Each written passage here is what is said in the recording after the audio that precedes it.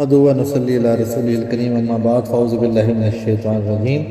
سامعین اکرام، اپنی تذکرۃ النعیم کے مطالعے کو جاری رکھتے ہوئے آج صفحہ نمبر 93 سے شروع کریں گے۔ نبی کریم صلی اللہ علیہ وسلم کے گھریلو سامان۔ حضرت انس رضی اللہ تعالیٰ عنہ سے مروی ہے کہ ایک روز میں بارگاہ رسالت میں حاضر ہوا۔ آپ حضور اقدس صلی اللہ علیہ وسلم ایک چارپائی پر تشریف فرما تھے جس کو خردر باندھ سے بنایا گیا تھا۔ حضور پاک صلی اللہ علیہ وسلم کے سر مبارک کے نیچے ایک چمڑے کا تکیہ تھا جسے کھجور کے پتوں سے بھرا گیا تھا۔ حضور اکرم صلی اللہ علیہ وسلم کے جسم اتھر اور چارپائی کے درمیان ایک کپڑا بچھا تھا۔ حضرت عمر فاروق رضی اللہ تعالیٰ کے پاس رحمت عالم صلی اللہ علیہ وسلم کے تبرکات میں سے ایک چارپائی، حضور پاک صلی اللہ علیہ وسلم کا عصا مبارک، آپ صلی اللہ علیہ وسلم کا پیالہ، ایک تکیہ جسے کھجور کے پتوں سے بھرا ہوا تھا، ایک چادر اور ایک کجاوا تھا۔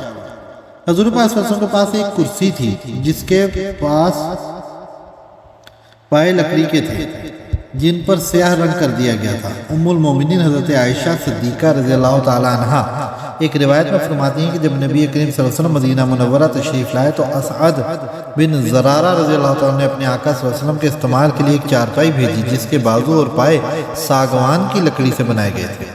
آپ صلی اللہ علیہ وسلم اس پر استراحت فرماتے، آپ کی نماز جنازہ بھی اس چارپائی پر ادا کی گئی۔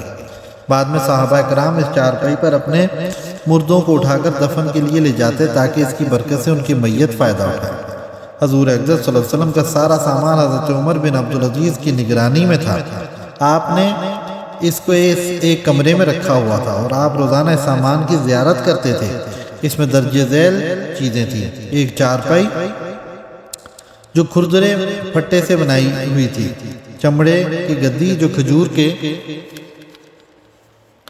پتوں سے بھری ہوئی تھی، ایک بڑا پیالہ، ایک گلاس، چکی، ترکش جس میں تیر تھے، اون کا ایک کپڑا، اس میں حضور صلی اللہ علیہ وسلم کے سر مبارک سے جو پسینہ بہتا تھا اس کے نشان تھے۔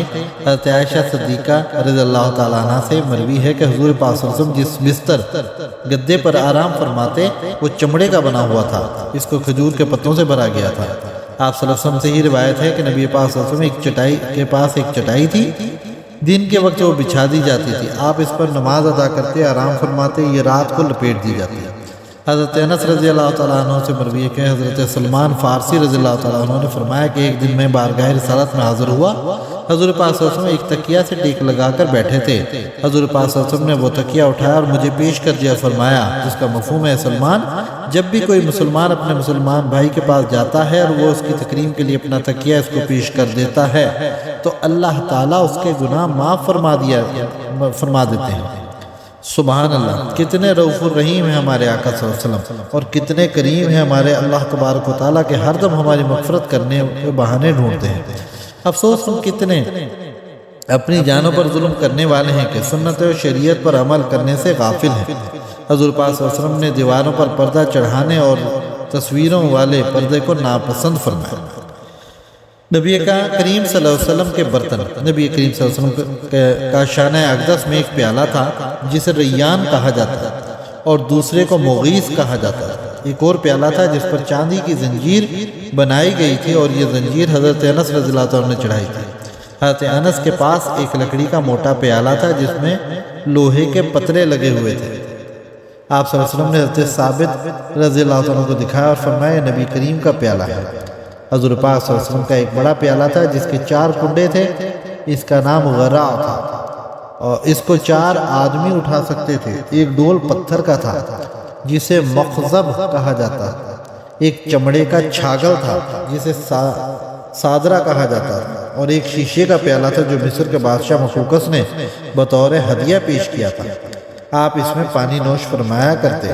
ایک اور پیالہ مٹی کا تھا، ایک چوکور برتن تھا جس میں شیشہ، کنگھی وغیرہ رکھا کرتے، ایک سرمادانی تھی، ایک کینچی تھی، اس کے علاوہ وزن تولنے کے لیے ایک سا اور مد کا پیمانہ تھا۔ نبی کریم صلی اللہ علیہ وسلم کا سامان جنگ۔ جہاد فی سبیل اللہ سرکار مدینہ کی حیات مبارکہ کے ایک اہم پہلو ہے۔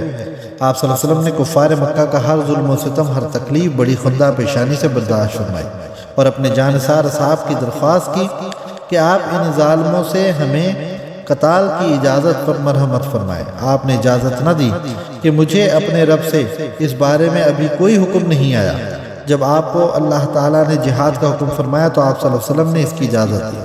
جہاد فی سبیل اللہ کے اجر و ثواب، ترغیب اور اہمیت کے بارے میں قرآن پاک کی بہت سی آیات نازل ہیں اور سرکار کی بہت سی احادیث ہیں، اور جہاد آپ کی ایک مستقل اور اہم سنت ہے۔ آپ کا ایک فرمان ہے جس کا مفہوم ہے کہ جس شخص نے نہ کبھی جہاد کیا نہ کبھی دل میں جہاد کی تمنا کی، وہ نفاق کی ایک قسم پر مرا۔ مجھ کا علم کے خیال میں جو کچھ میں نے دین کے مطابق پڑھا اور سمجھا، ایک مسلمان کی زندگی اللہ کا دین پھیلانے کے لیے وقف ہونی چاہیے۔ پہلی کوشش اپنے قول اور عمل سے دین کی تبلیغ، جس میں انتہائی صبر و برداشت سے محنت کرنی چاہیے، اور جب دین خطرے میں ہو تو دین کی حفاظت کے لیے اپنی جان و مال اللہ کی راہ میں قربان کر دینا چاہیے۔ ایک مسلمان کی تمنا اللہ کی خاطر اللہ کی راہ میں شہید ہو جانا ہے، نہ مال غنیمت نہ حوی سے ملک گیری۔ حضور اقدس صلی اللہ علیہ وسلم کے اکثر جنگی اقدامات و مہمات دفاعی تھے۔ الحمدللہ ہم سلسلہ چشتیہ کے خادم اور ہمارے سلسلے کے بزرگ سب سے پہلے اس خطے میں مجاہدین کے ساتھ وسطی ایشیا سے جہاد کے لیے اور مشرکین سے جہاد کیا، اور یہ واقعہ حضرت دادا صاحب رحمۃ اللہ علیہ کی آمد سے بھی پہلے کا ہے۔ کمان، آپ صلی اللہ علیہ وسلم کے پاس 6 عدد کمانیں تھیں جن کے نام درج ذیل ہیں: الروحہ، شوحت، السفر، الصداس، الضرورہ، القتوم۔ سرور عالم اثنائے جنگ خطبہ ارشاد فرماتے تو اپنی کمان سے ٹیک لگا لیا کرتے۔ تلوار، آپ صلی اللہ علیہ وسلم کے پاس 11 تلواریں تھیں۔ حضور کی تلواروں کی 2 قسم تھیں، ایک وہ جس کے دستوں اور پھلوں پر چاندی کا جڑاؤ کا کام کیا گیا تھا، دوسری فتح کے مکہ کے روز آپ کی تلواریں جن پر سونے اور چاندی کا کام کیا گیا تھا۔ نام درج ذیل ہیں: المالور، یہ آپ کے والد ماجد کی تلوار تھی جو آپ کو ملی جب آپ مدینہ تشریف لائے تو آپ کے پاس موجود تھی۔ ذوالفقار، یہ بدر کی جنگ میں بطور مال غنیمت ملی۔ قلال، البتار، الحتف، یہ بنو قینقاع کے مال غنیمت سے ملی۔ مقدام، رسوب، یہ بنی طے کے مال غنیمت سے ملی۔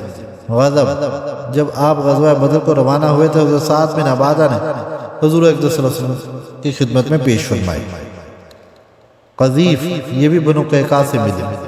سمسامہ، اللحیف، نیزہ، آپ کے نیزوں کی تعداد 5 تھی۔ المسوی، المنسی، السبع، اليذع، العنزہ، العہد، القمر، ذرا، ان کی تعداد 7 ہے۔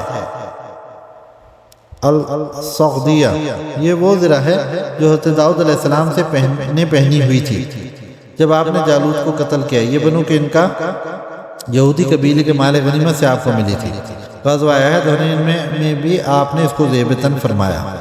فضہ، ذات الفضول، ذات الوشاع، ذات الحواشی، البترا، القریق، خود، حضور کا ایک خود مبارک تھا جس کا نام الصبوخ تھا۔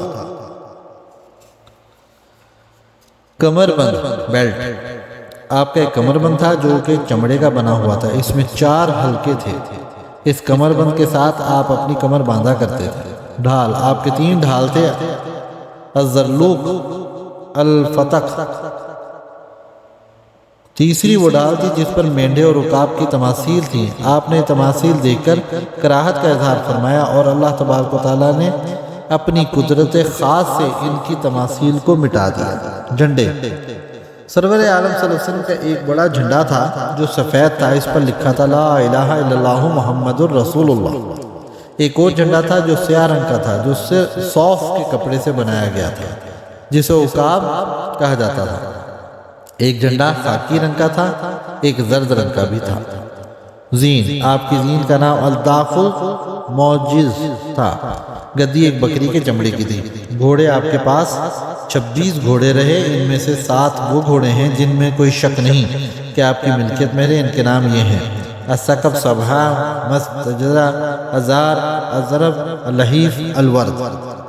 خچر، 5 خچر آپ کی ملکیت میں رہے، ایک دلدل نامی جو مقوقس شاہ مصر نے پیش کیا، دوسرا لقا، تیسرا صاحب ایلا نے، چوتھا دمت الجندل حکمران نے، اور 5واں نجاشی شاہ حبش نے آپ کی خدمت اقدس میں پیش کیا۔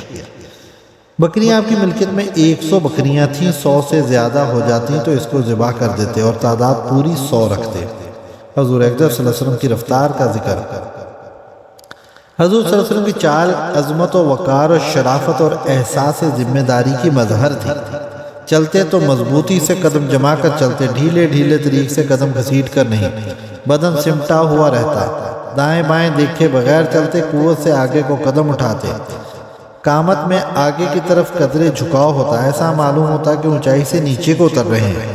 جب ہندہ بنی حالہ کے الفاظ میں گویا زمین آپ کی رفتار کے ساتھ لپٹی جا رہی ہے، قدم کھلے کھلے رہتے، عورتوں یا مغروروں کی طرح قریب قریب نہیں، آپ معمول رفتار سے چلتے، مگر بقول حضرت ابو ہریرہ ہم مشکل سے ساتھ دے پاتے۔ حضور صلی اللہ علیہ وسلم کی رفتار یہ پیغام بھی دیتی تھی کہ زمین میں گھمنڈ کی چال نہ چلو۔ سورہ لقمان۔ حضور اقدس صلی اللہ علیہ وسلم کی گفتار کا ذکر۔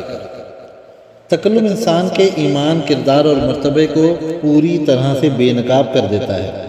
موضوعات اور الفاظ کا انتخاب، فکروں کی ساخت، آواز کا اتار چڑھاؤ، لہجے کا اسلوب اور بیان کا زور، یہ ساری چیزیں واضح کرتی ہیں کہ متکلم کس پائے کی شخصیت ہے۔ نبی کریم حضور اقدس صلی اللہ علیہ وسلم کے منصب اور ذمہ داریوں کی نوعیت ایسی تھی کہ اس کا بھاری بوجھ آپ کسی دوسری شخصیت پر ڈالا گیا ہوتا تو تفکرات میں ڈوب کر رہ جاتا، اسے خلوت محبوب ہو جاتی۔ لیکن حضور صلی اللہ علیہ وسلم کے کمالات خاص میں یہ بات بھی شامل ہے کہ اتنے مسائل اور تفکرات کے باوجود لوگوں میں خوب گھلنا ملنا رہتا اور دن رات دین کی محنت، مختلف طبع لوگوں سے ان کی طبع کے مطابق دین کی تبلیغ کی گفتگو کا دورہ چلتا رہتا ہے۔ طبیعت کا ایک خاص توازن تھا جس کی مظہر حضور پاک صلی اللہ علیہ وسلم کی ذات مبارک ہے۔ ایک عالمی تحریک کی ذمہ داری، ایک ریاست کے مسائل، ایک جماعت اور معاشروں کے معاملات، پھر اپنے کنبے کی ذمہ داریاں، ایک بہت بھاری بوجھ تھا۔ چنانچہ حضرت امام حسن اپنے ماموں سے روایت کرتے ہیں کہ اللہ کے رسول متواتر پریشانیوں میں رہتے، ہمیشہ مسائل پر غور کرتے، کبھی آپ کو بے فکری کا کوئی لمحہ نہ ملا، دیر دیر تک خاموش رہتے اور بلا ضرورت فضول بات چیت نہ کرتے۔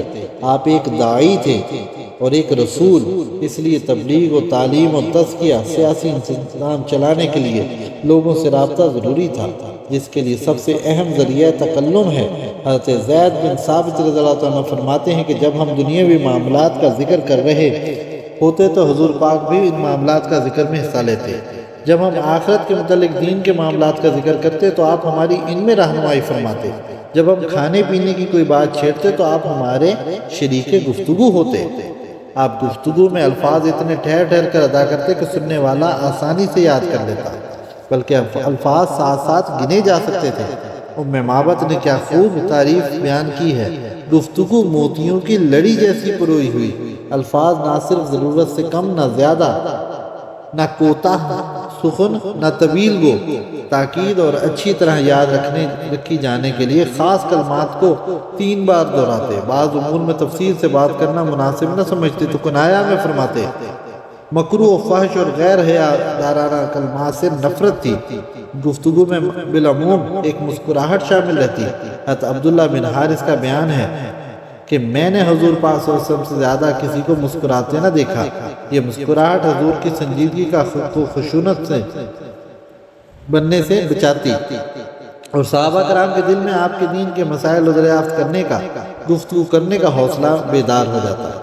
ایک بات کرتے ہوئے بار بار آسمان کی طرف دیکھتے، گفتگو کے دوران کسی بات پر زور دینے کے لیے ٹیک سے اٹھ کر سیدھے بیٹھ جاتے اور خاص جملوں کو بار بار دہراتے، حاضرین کو کسی بات سے ڈراتے تو تکلم کے ساتھ ساتھ زمین پر ہاتھ مارتے، بات کی وضاحت کے لیے ہاتھ اور انگلیوں کے اشارات سے بھی مدد دیتے، مثلا 2 چیزوں کا اکٹھا ہونا واضح کرنے کے لیے شہادت کی انگلی اور بیچ کی انگلی کو ملا کر دکھاتے، کبھی دونوں انگلیوں کی ہاتھوں کی انگلیوں باہم دیگر کر کے مضبوط یا جمعیت کا مفہوم نمایاں کرتے، کسی شے یا سمت اشارہ کرنا ہوتا تو پورا ہاتھ حرکت میں لاتے، کبھی ٹیک لگائے ہوئے اہم معاملات پر بات کرتے تو سیدھے ہاتھ کو الٹے ہاتھ کی پشت پر رکھ کر انگلیوں میں انگلیاں ڈال دیتے، تعجب کے موقعوں پر ہتھیلی کو الٹ دیتے، کبھی سیدھے ہاتھ کی ہتھیلی الٹے ہاتھ کے انگوٹھے کے اندرونی حصے پر مارتے، کبھی سر ہلاتے اور ہونٹوں کو دانتوں سے دباتے، کبھی ہاتھ کو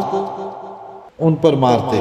وعظ و تقریر کی کثرت سے آپ صلی اللہ علیہ وسلم نے پرہیز کیا اور معاشرہ کی ضروریات اور اس کے ظرف کو دیکھ کر اعتدال سے قوت خطابت کا استعمال کیا۔ مسجد میں عصا مبارک پر سہارا لیتے اور میدان جہاد میں تقریر فرمانا ہوتی تو کمان پر ٹیک لگاتے۔ کبھی کبھار سواری پر بیٹھ کر بھی خطاب فرمایا۔ تقریر میں جسم دائیں بائیں جھوم جاتا، ہاتھوں کو حسب ضرورت حرکت دیتے، لہجے میں بھی، چہرہ مبارک پر بھی دل کے جذبات جھلکتے اور سامعین پر اثر انداز ہوتے۔ لمبی چوڑی تمہید یا طویل گفتگو نہ فرماتے۔ آپ صلی اللہ علیہ وسلم کی امتیازی شان یہ تھی کہ آپ صلی اللہ علیہ وسلم کو جوامع الکلم عطا کیے گئے۔ آپ مختصر بات فرماتے جو معنوی لحاظ سے بڑی وسعت کی حامل ہوتی۔ آپ نے خود فرمایا، جس کا مفہوم ہے میری زبان حضرت اسماعیل کی زبان ہے، اسے جبرائیل مجھ تک لائے اور میرے ذہن نشین کر دی۔ آپ کے حسن کلام کی چند مثالیں درج ذیل ہیں۔ المرء ما من احب، آدمی کا حشر اسی کے ساتھ ہوگا جس سے وہ محبت رکھتا ہے۔ اسلم تسلم، تم اسلام لاؤ تم سلامتی پاؤ گے۔ انما الاعمال بالنیات، اعمال نیتوں پر منحصر ہے۔ الحرب الخداع، جنگ چالوں سے لڑی جاتی ہے۔ المجالس بالامام، مجالس کے لیے امانت رازداری لازم ہے۔ ترک الشر صدقہ، برائی سے باز آنا بھی صدقہ ہے۔ سید القوم خادمہم، قوم کا سردار وہ ہے جو اس کی خدمت کرے۔ کل ذی نعمت محترضہ، ہر نعمت پانے والے سے حسد کیا جاتا ہے۔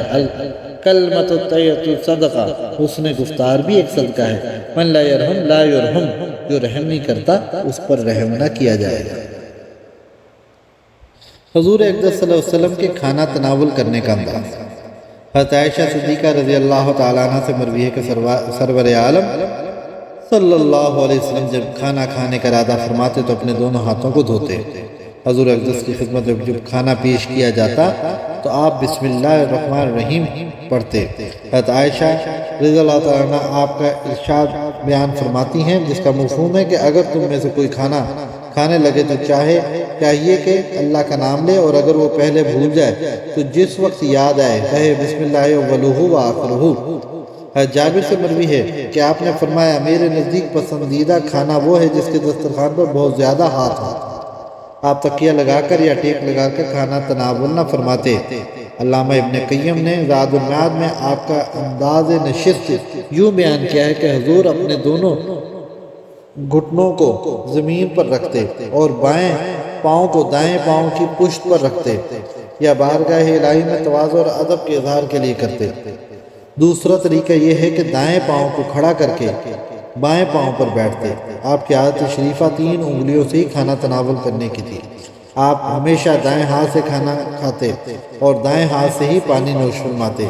3 انگلیوں میں انگوٹھا، انگشت، شہادت اور اس کے ساتھ والی انگلی شامل ہے۔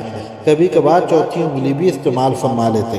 حضرت عبداللہ بن عمر سے مروی ہے کہ جب رحمت عالم پہلا لقمہ منہ مبارک میں رکھتے تو فرماتے، یا واسع المغفرہ، اے وسیع اور کشادہ مغفرت والے۔ آپ کسی کھانے کی مذمت نہیں کیا کرتے، اگر دل چاہتا تو کھا لیتے ورنہ چھوڑ دیتے۔ آپ نے فرمایا، جس کا مفہوم ہے جب کھانا کھاؤ دائیں ہاتھ سے کھانا کھاؤ، اور جو کھانا تیرے سامنے ہو کھاؤ۔ بائیں ہاتھ سے شیطان کھانا کھاتا ہے۔ جب کھانا کھائیں تو برتن کے ارد گرد سے کھانا چاہیے، درمیان سے نہیں۔ آپ نے فرمایا، برتن سے درمیان برکت اترتی ہے۔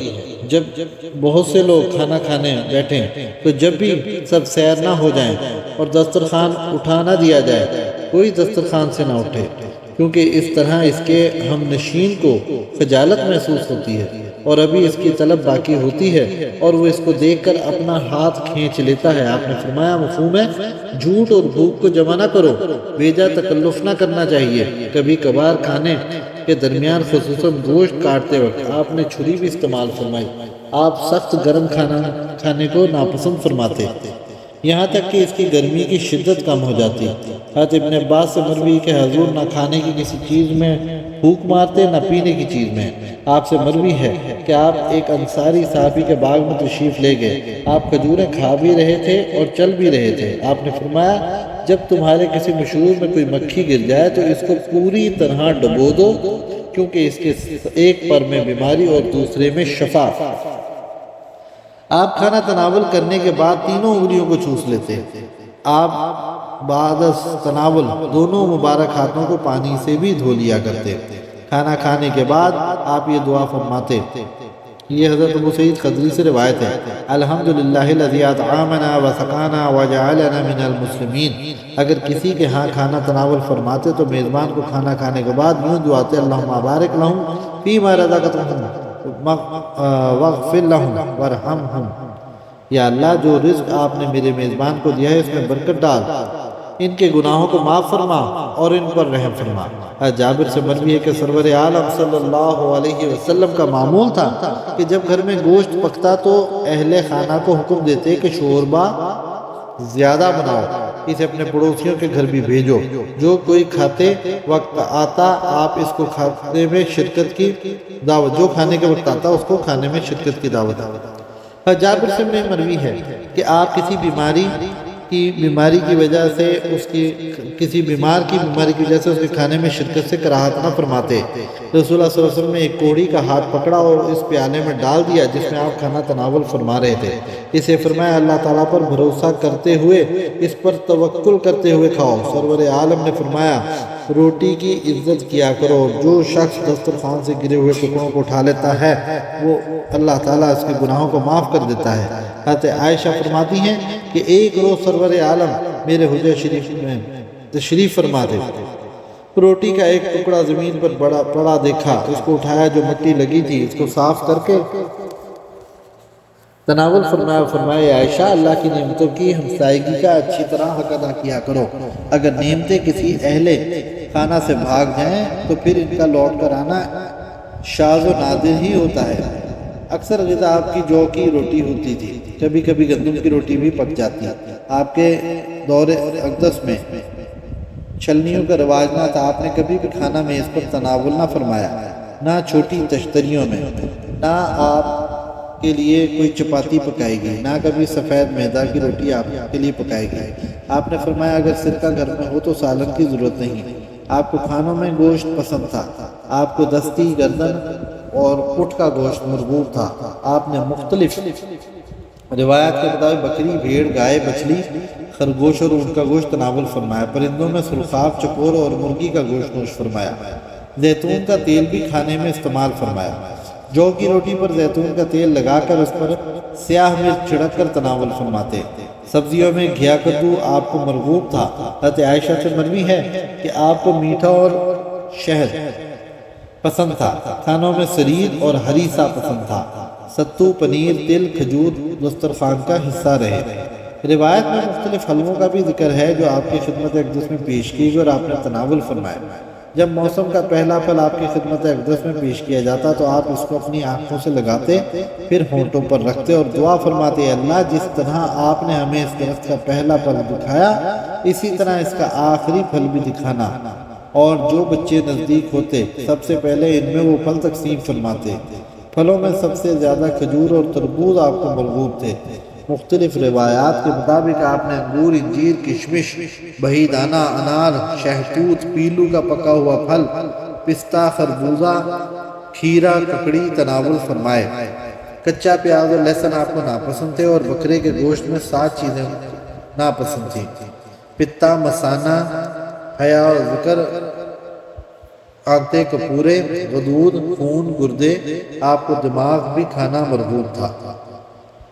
مشروبات میں میٹھا اور ٹھنڈا پانی اور دودھ سب سے زیادہ مرغوب تھا۔ سیدنا علی کرم اللہ وجہہ الکریم سے مروی ہے کہ آپ صلی اللہ علیہ وسلم نے فرمایا اگر میں کھڑے ہو کر پانی پیتا ہوں تو اس کی وجہ یہ ہے کہ میں نے اپنے آقا کو کھڑے ہو کر پانی پیتے دیکھا ہے، اگر میں بیٹھ کر پانی پیوں تو اس کی وجہ یہ ہے کہ میں نے اپنے آقا کو بیٹھ کر پانی پیتے دیکھا ہے۔ آپ کی عمومی سنت تو یہ ہے کہ حضور بیٹھ کر پانی پیتے اور لوگوں کو بھی بیٹھ کر پانی پینے کی ہدایت فرماتے، مگر بعض اوقات کھڑے ہو کر بھی پانی نوش فرمایا تو صرف اس لیے کہ کھڑا ہو کر پانی پینا حرام نہ سمجھا جائے بلکہ یہ جائز ہے۔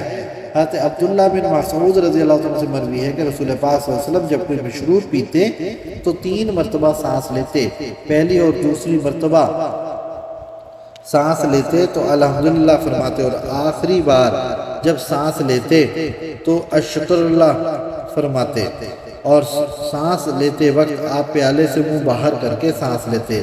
کھانے اور پانی والے برتن کو ڈھانپنے کا حکم آپ صلی اللہ علیہ وسلم نے فرمایا۔